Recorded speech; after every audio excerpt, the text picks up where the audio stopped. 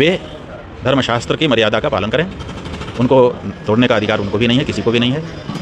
और अगर ऐसा करने से वो रह जाते हैं तो हम लोग उनको धार्मिक दंड सुनाएंगे। फिर सूतक वाले व्यक्ति के द्वारा प्रवेश करके अशुद्ध किया गया तो उसकी शुद्धि होनी चाहिए।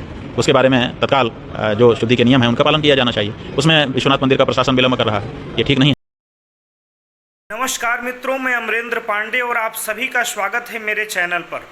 दोस्तों, मुरारी बापू के सूतक काल में काशी विश्वनाथ मंदिर दर्शन करने और राम कथा करने के मामले में जो है स्वामी अमितेश्वरानंद सरस्वती ने जो है एक टीवी चैनल को बयान देते हुए कहा है कि सबसे पहले तो जो है सूतक काल में काशी विश्वनाथ मंदिर का उन्होंने दर्शन किया और मंदिर प्रशासन को जल्द से जल्द जो है मंदिर का शुद्धिकरण किया जाना चाहिए, इसमें वह विलंब कर रहा है। दूसरी बात उन्होंने कहा कि अगर मुरारी बापू नहीं मानते हैं तो हम लोग उनको धार्मिक दंड भी सुनाएंगे। यह बहुत बड़ी बात है दोस्तों, आप पूरा वीडियो देख सकते हैं। कोई भी उनसे मुलाकात करे, उनसे मुलाकात करने वाला मुलाकात कर सकता है, उसमें हमें कोई बाधा नहीं है। लेकिन मंदिर में जाना, भगवान के विग्रह को छूना, ये तो अशास्त्रीय है। व्यासपीठ पर बैठना, पोथी को छूना अशास्त्रीय है। तो ये जो अशास्त्रीय कार्य हो रहे हैं उसके बारे में हम लोगों का जो भी कथन है वो है। व्यक्तिगत रूप से वो किससे मिलते हैं, किससे नहीं मिलते हैं, किससे बात करते हैं, वो उससे कोई लेना देना नहीं है। मिलना जुलना तो होता रहता है। देखिए, जिसके घर में सूतक लग जाता है उसके घर में लोग आते हैं, संवेदना प्रकट करने के लिए सब आते हैं, सब मिलते हैं। तो मिलने में बाधा नहीं है, कोई भी आकर के उनसे मिला है उसमें कोई बाधा नहीं। लेकिन इसमें बाधा है, और इसमें दो बातें हैं। एक तो मुरारी बापू की बात है और दूसरे विश्वनाथ मंदिर की बात है। मंदिर सूतक वाले व्यक्ति के द्वारा प्रवेश करके अशुद्ध किया गया तो उसकी शुद्धि होनी चाहिए।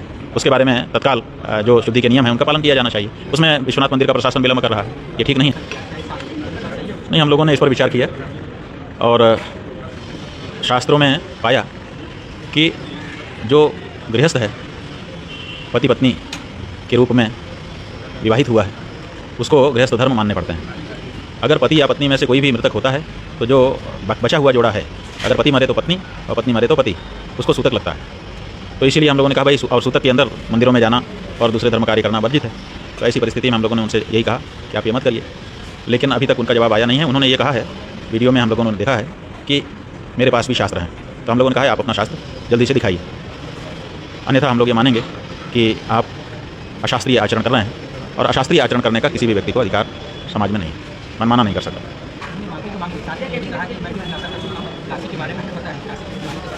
हाँ ठीक है ना, तो हमारा यही कहना है कि एक तो उन्होंने माफ़ी मांगी, लेकिन माफ़ी के मांगने के साथ ये भी कह दिया कि मैं भी खुलासा कर सकता हूँ। तो हमारा ये कहना है कि अगर उनकी दृष्टि में कोई कमजोरी है, चाहे वो किसी व्यक्ति की है, चाहे वो हमारे सनातन धर्म की कोई सामूहिक कमी है जो उनकी दृष्टि में है, तो वो छुपा क्यों रहे हैं? अपने धर्म की किसी कमी को छुपाया क्यों जा रहा है उनके द्वारा? क्या छुपा करके वो धर्म कर रहे हैं कि अधर्म कर रहे हैं? अगर हमारे समाज में या हमारे परिवार में, हमारे अंदर कोई दोष है, किसी व्यक्ति विशेष में कोई दोष है और वो इतना बड़ा है जिसमें खुलासा शब्द की ज़रूरत है, मतलब बहुत बड़ी बात है। खुलासा तो ऐसा कोई सामान्य होता नहीं। तो जब वो खुलासा कर सकते हैं, इसका मतलब वो जानते हैं, तो उनको देर क्यों हो रही है और क्यों छुपाए हुए हैं वो? एक तो उनको खुलासा कर देना चाहिए, और दूसरे उन्होंने कहा हमारे पास भी शास्त्र हैं, तो उनको अपने शास्त्र दिखा देना चाहिए, सार्वजनिक कर देना चाहिए। और नहीं तो उन्होंने माफ़ी मांगी है, तो देखिए, माफ़ी मांगने का मतलब ये नहीं है कि पंचों का फैसला सर माथे लेकिन बनाला यहीं बहेगा। ये अपने यहाँ कहावत है कि माने एक व्यक्ति गलत जगह पे नाला बहा रहा था, पूरा गांव इकट्ठा हो गया, पंच इकट्ठा हो गए, पंचायत हुई और पंचायत में निर्णय हो गया कि गलत है ये। तो वो खड़ा हुआ, उसने कहा कि पंचों का फैसला सर माथे लेकिन नाला यहीं से बहेगा। तो इनकी माफ़ी तो इसी तरह की हो गई कि माफ़ी है लेकिन मैं जो कर रहा हूँ सब करता रहूँगा और सही है। तो फिर माफ़ी कहाँ हुई? माफ़ी तो वो होती है कि हमको एहसास हो गया कि हाँ, ये कदम हमारा सही नहीं उठा था, कोई बात नहीं, सब लोगों ने ध्यान दिलाया, हम इसको अभी रोक रहे हैं, आगे फिर समय पाने पर करेंगे। ये अगर होता तो इसका तात्पर्य था। तो इसलिए हम लोगों का ये कहना है कि वे धर्मशास्त्र की मर्यादा का पालन करें। उनको तोड़ने का अधिकार उनको भी नहीं है, किसी को भी नहीं है।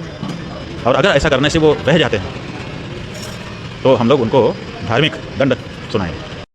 तो इस कड़ी में और नई नई जानकारियां हम आपको देंगे। इसके लिए आप लोग चैनल को ज़रूर से ज़रूर सब्सक्राइब करिए। अगर फेसबुक पर हैं तो फॉलो करिए।